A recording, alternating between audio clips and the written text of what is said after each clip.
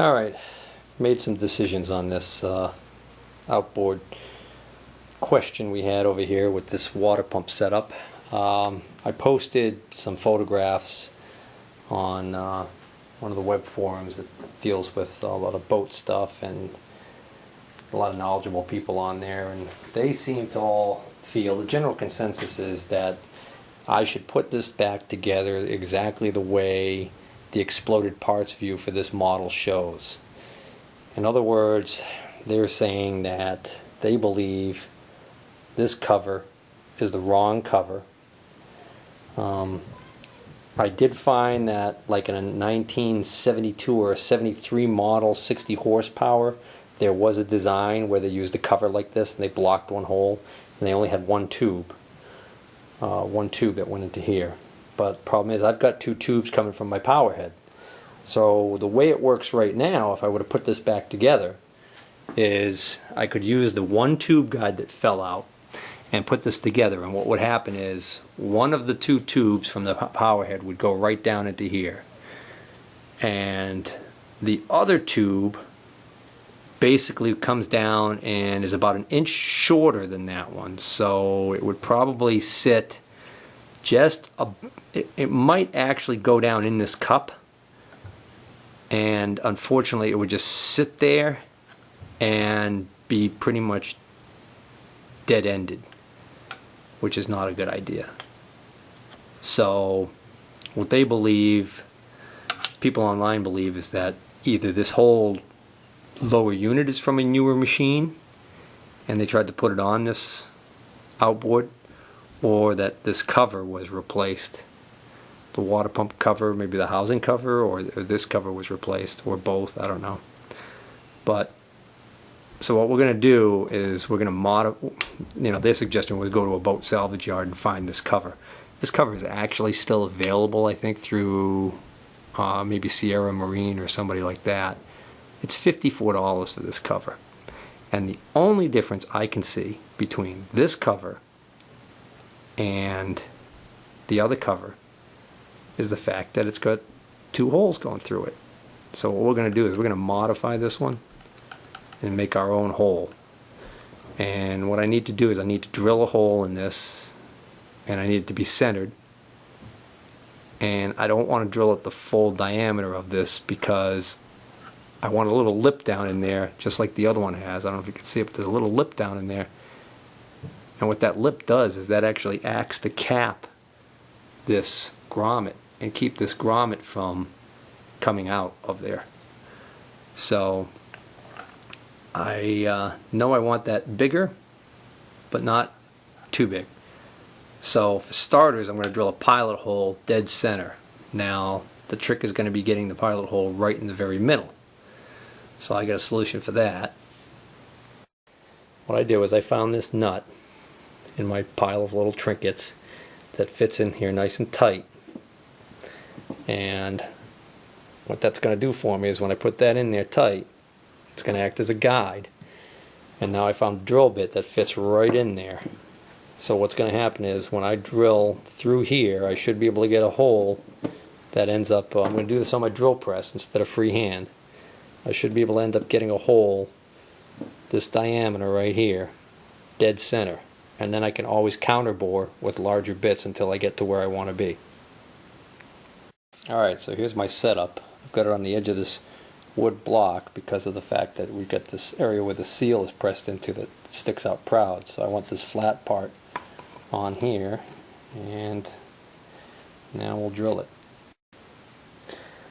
Alright, I didn't go all the way through on the first pass because when the drill bit breaks through, it tends to grab the piece, and since I didn't have it clamped down any, I didn't want that to happen. So, but I just broke through, and what that does for me is that lets me take a look and see, and yeah, I hit it.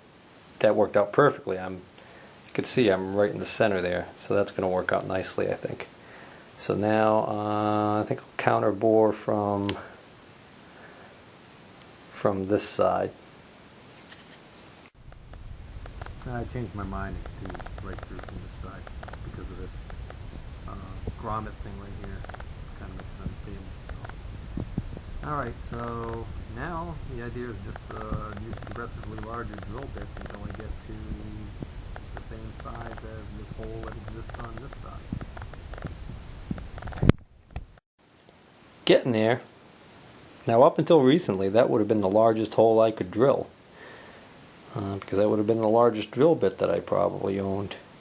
But as luck would have it, amongst the things I was able to get from my my friend, the retired machinist who passed away, from his estate, was they were throwing out a lot of tooling and drill bits and things, and I took a big box of drill bits, and there's some pretty big ones in there, so let's go see what we can find.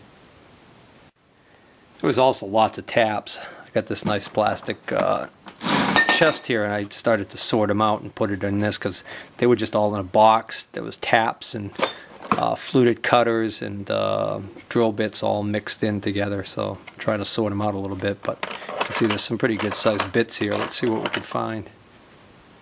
I got this bit. It's a little bit bigger. I did find one. I just went up one size more, and then this will take me up the next size, and then I can't find anything in between these two, so then I'm going to go to this big one here. And then I don't know what I'm going to do, because everything else is huge and is probably for being used on a lathe. And some of these bits are pretty big. Too big. Got some big taps too. Look at this one here. This one here must have been a broken one, and he welded it on to an arbor or a shank. This is the biggest one, I think, right here. This is in a holder. That's actually way too big for what we want to do. Well, that one really is running. That one's not running true at all, so I can't use that one, I guess. Ooh, upon closer examination, I see this was a broken drill bit that he welded onto an arbor or another shank. You can see right there, that's where he welded it on, and he ground it, but there's a little void right there, which is the dead giveaway. But that's why this one is so crooked. Well, here's another whole big box of stuff I haven't really sorted through yet. There's an adjustable reamer, some non-adjustable reamers, different sizes. Well, those might be handy in the future. There's a big drill bit right there. I wonder if that'll work. It's not out of round like the other ones. How about that one there? That one we've already got to that size. Alright. And there's more taps in here and stuff. Unfortunately though, when I got out there in the light and looked at it really closely, I realized I am no longer centered.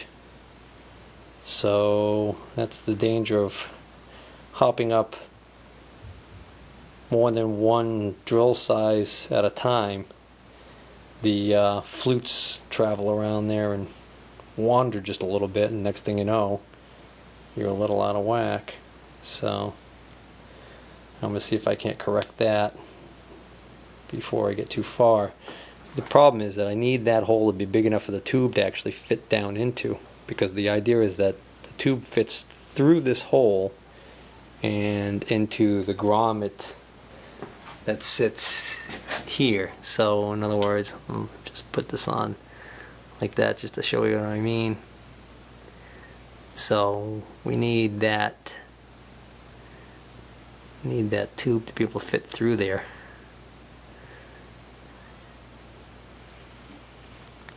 Well, I found this bit. Looks like kind of like a tapered end mill with a spiral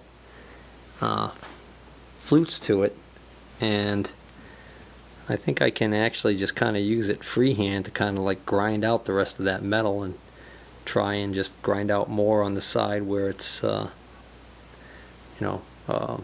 it's a little off center. Doing this freehand with this cutter is a little tricky, but I did grind some off, and it's not that bad really.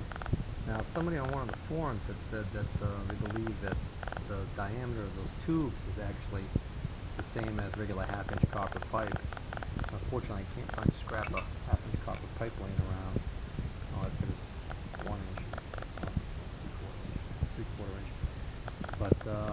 find this brass nipple, and this brass nipple just goes through the slightest bit of looseness through the original hole, and I can't pass it through, almost, not quite pass it through my hole that I'm grinding right now, so I got a little more work to do. This is just aluminum. That bit can get downright aggressive when it wants to, so I'm going to have to stop there. I've still got a tiny bit of a lip, and let's see, I'm going to step over here on the light. Really should have moved the drill press. That was just the temporary area where I had the drill press set up. I need to move it to where the better light is in the shop. But you can see I still got barely any lip on this side, and a little lip over there. But the good news is the nipple, my little test. Put the camera down here. Okay, so here's the original hole.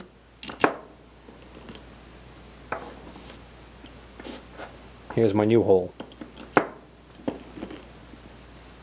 So I think it's going to work.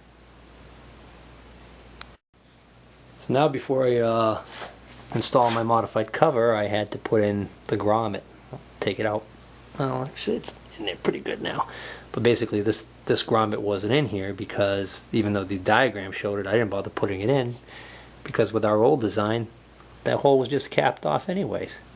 So now we'll get the grommet in, put the cover back on, and when the tube goes down through our new hole, it will go in and seal in the grommet, hopefully.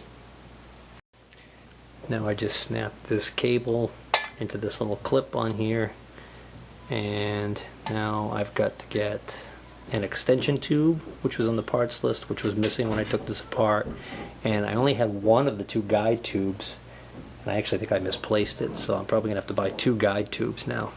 Or even if I find the one, I'm going to have to at least order one guide tube.